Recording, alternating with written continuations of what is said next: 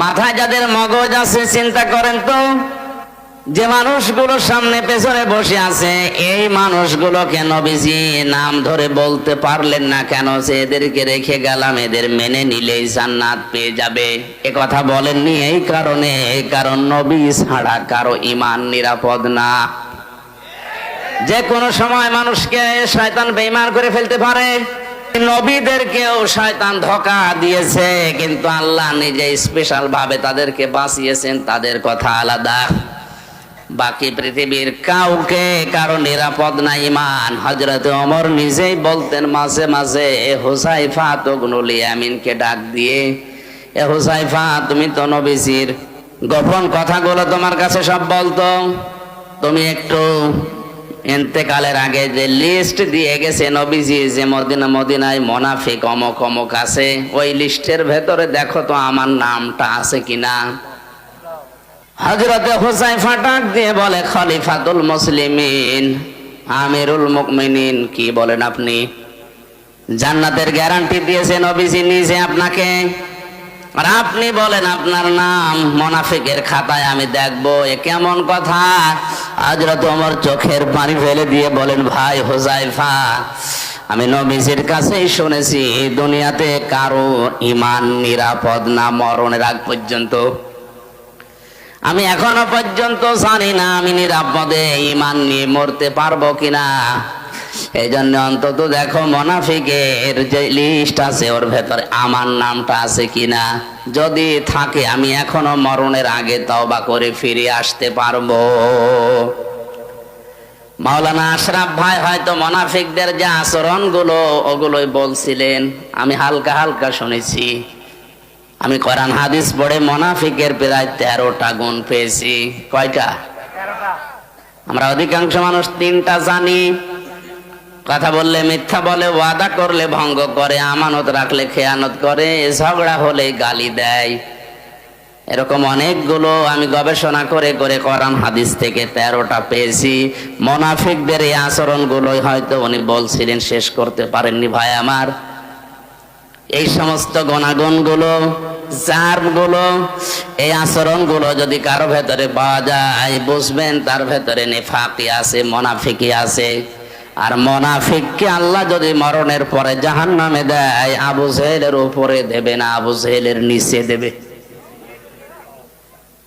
মুনাফিককে আল্লাহ যদি জাহান্নামে দেয়, আবু জেহেলের উপরে দেবে না নিচে? কোথায় আছে আন্দাজে বলেন আপনি। সূরা নিসা 140 নম্বর আয়াতে আল্লাহ পাক বলেন, ইন্নাল্লাহা জামিউল মুনাফিকিনা ওয়াল কাফিরিনা ফি জাহান্নামা জামিআ। অবশ্যই আমি আল্লাহ জাহান্নামের ভেতরে একত্রিত করব মুনাফিক এবং কাফেরদের। আগে কার নাম বলেন বলেন? আবু জেহেল মুনাফিক ছিল না কাফের? আয়াত দ্বারা বোঝা যায় যারা মুনাফিক এরা কিন্তু আবু জেহেলের নিচে থাকবে না, এরা থাকবে উপরে। অবশ্য ঠিক। আরে ভাই আপনি তো উল্টাপাল্টা বলেন। আবু জেহেল যদি জাহান্নামে পড়ার পরে থেমে যায়, মুনাফিক থামবে না, একেবারে নিচে থাকবে। ইন্নাল মুনাফিকিনা ফিদ দারকিল আসফালি মিনান নার ওয়া লান তাজিদা লাহুম নাসীরা। অবশ্যই মুনাফিকদের জায়গা হবে জাহান্নামের একেবারে নিচে। আসফাল ইসমে তাফজিল, এর জায়গার নিচে নেই, একেবারে নিচে তাদের জায়গা দেব। শুধু জায়গা নিচে দেব না, এই মানুষগুলোকে কেউ সাহায্যের কথা বলতেও আসবে না।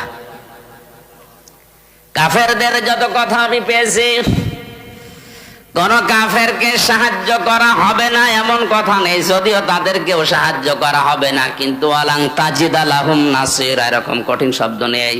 তাজিদার আগে লান আছে মজারে, মজারের আগে আমি আগেই বললাম লাং তাদিল্লুর উদাহরণ দিতে গিয়ে লান আসলে অর্থ হয় কোশ্চেন কালেও হবে না। আল্লাহ বলেন মুনাফিক যদি জাহান্নামের নিচে যায় ওদেরকে সাহায্যের জন্য কেউ আসবে না, সাহায্য করাও হবে না। জোরে বলেন নাউজুবিল্লাহ।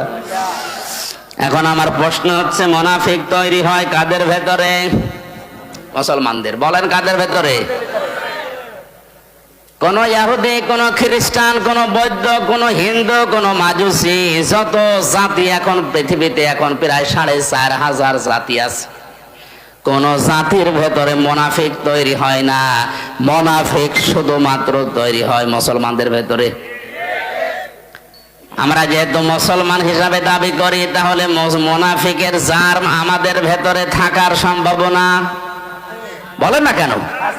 হযরত ওমর যদি বলেন এখনো যদি আমার নামটা থাকে আমি তাওবা করে ফিরে আসবো, ভালো হয়ে যাবে মরণের আগে, তা আমাদের ওই চিন্তা ভাবনার দরকার নেই।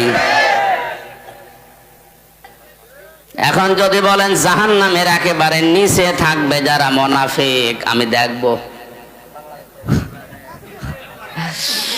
এই দেশে পাঠানো লাগবে, কারণ দেশে 96% মুসলমান। তাহলে মুনাফিক এই দেশে থাকার সম্ভাবনা আছে না নেই? মুনাফিকদের 13টা আচরণের ভেতরে 11 নম্বরে আমি পেয়েছি ওদের সব সহ্য হয়, আল্লাহর কোরআনের কথা সহ্য হয় না।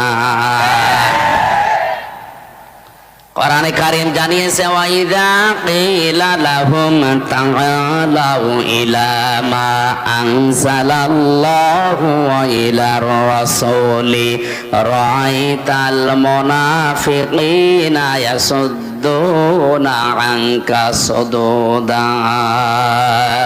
61 নম্বর আয়াতে আছে আল্লাহ পাক বলেন, হে নবী, যখন আপনি মানুষদেরকে বলবেন আসো আল্লাহ এবং রাসূলের আদেশের দিকে আসো, রাআইতাল মুনাফিকিনা, আপনি দেখতে পাবেন মুনাফিক যারা ইয়াসুদ্দুনা আনকা সুদুদা, আল্লাহ এবং রাসূলের আইনের কথা আদর্শের কথা বলা মাত্রই তারা আস্তে করে পেছন দিক থেকে কেটে পড়বে।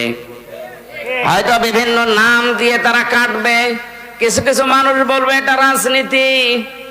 আজ দেশে বলে না, আল্লাহর আইনের কথা বলতে গেলে, রাসূলের আদর্শের কথা সঠিকভাবে তুলে ধরতে গেলে বলে এইটা রাজনীতি, এ ওয়াজ হচ্ছে না, আস্তে করে চলে যায়।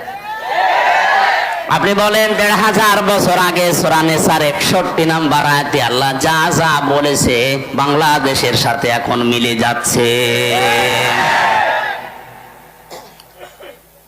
আমার তো মনে হয় আমি যে কথা বলছি এখন খাপের খাপ মুনতাজের মিলে যাচ্ছে না। মুনাফিক দেশে এখন আছে। আল্লাহর আইনের কথা বললে এর কাছে রাজনীতি মনে হয়, রাসূলের আদর্শের কথা বললে, রাসূলের বিচার ব্যবস্থার কথা বললে এর কাছে রাজনীতি মনে হয়। বলে এটা আমাদের সংবিধানের বাইরের কথা। পৃথিবীর সবচাইতে বড় সংবিধান আল্লাহর কোরআন। وَكَذَلِكَ أَنزَلْنَاهُ حُكْمًا عَرَبِيًّا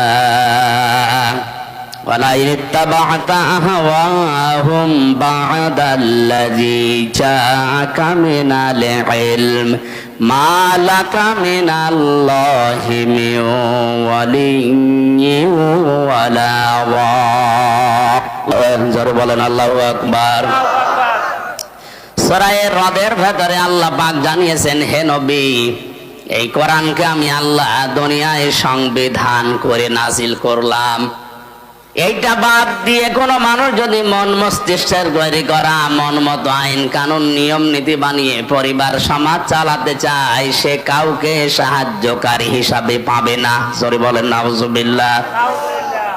এই জন্য আমাদের উচিত হচ্ছে, আমরা যেহেতু মুসলিম, আমাদের একমাত্র আদর্শ হওয়ার কথা যার নাম বলেছি উসওয়াতুন হাসানা, দুনিয়ায় কেউ না, মুহাম্মাদুর রাসূলুল্লাহ।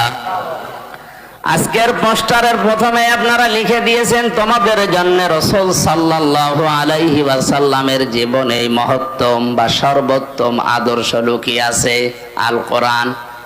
এটা সূরা আহজাবের 21 নম্বর আয়াতের প্রথম অংশে আছে। আমার প্রশ্ন, পরবর্তী শব্দগুলো লিখতে পারতেন। আল্লাহর নবীকে আদর্শ হিসাবে পাবে যাদের ভেতরে তিনটা গুণ আছে। কয়টা? আয়াতের পরবর্তীতে আল্লাহ সিরিয়াল করে দিয়েছেন, লিমান কানা ইয়ারজুল্লাহ ওয়াল ইয়াউমাল আখিরা ওয়া যাকারাল্লাহা কাসীরা। এক নম্বরে যে মানুষগুলো লিমান কানা ইয়ারজুল্লাহ, আল্লাহ রাব্বুল আলামিনের দিকে যারা ফিরে আসে, রাজা ইয়ারজু মানে ফিরে আসা। দুই নম্বরে যে মানুষগুলো দুনিয়াতে ওয়াল ইয়াউমাল আখিরা, কিয়ামতে জবাব দেওয়া লাগবে এই বিশ্বাস করে। তিন নম্বরে যাকারাল্লাহ কাসীরা, যাদের জীবনে সব চাইতে বেশি আল্লাহর আলোচনা হয়। কার? বলেন বলেন। তাহলে এই বাংলাদেশে 18 কোটি মানুষের জন্য রাসূলুল্লাহ আদর্শ এখনো সবার জন্য হয়নি, কারণ এই তিনটা গুণ আমরা অধিকাংশ মানুষের ভেতরে দেখতে পাচ্ছি না। এক কথা বলো না। আমি শর্ত দিলাম মাওলানা হাফিজকে, আপনি যদি কুষ্টিয়ায় যান আপনার সাথে আমি যাব। শর্ত দিয়েছিলেন আপনি যদি যান। এখন উনি যদি সকালে না যায়, আমার যাওয়ার দরকার আছে। আল্লাহ তাআলা বলেন, উত্তম আদর্শ, সর্বোত্তম আদর্শ তোমাদের জন্য রাসূলুল্লাহ, কিন্তু তিনটা গুণ থাকা লাগবে। কয়টা? সবাই বলেন, সবাই বলেন। আপনার ভেতরে আছে কিনা আপনি মিলান। যদি না থাকে, কোরআনে কারীম আমার সামনে সূরা আহজাবের 21 নম্বর আয়াতকে সাক্ষী রেখে বলছি, মরণের পরে বিনা হিসাবে বিনা বিচারে আপনি জাহান্নামী। আপনি যতই নামাজ পড়েন, রোজা রাখেন, 5 কলি 10 কলি 20 কলি মাথায় দেন, যদি মনে করেন আমার তো ঈমান আছে না, আপনার ঈমান নেই। কারণ এই তিনটা গুণ যদি কারো না থাকে, সে রাসূলুল্লাহকে আদর্শ পায়নি। আর রাসূল যার আদর্শ হয়নি, ওর ঈমান নেই, ওটা বেঈমান।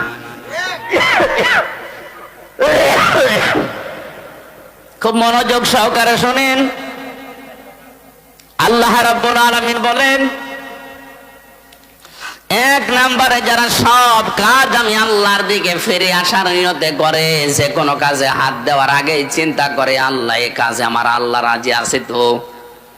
আজকে যে গাড়িতে আসলাম, লোকটাকে আমি এর আগে কোনোদিন দেখেছি বলে মনে হয় না, কিন্তু যে ভালোবাসা আমার প্রতি দেখিয়েছে, দুনিয়ার স্বার্থ পাওয়ার জন্য না, এটা আল্লাহর জন্যে।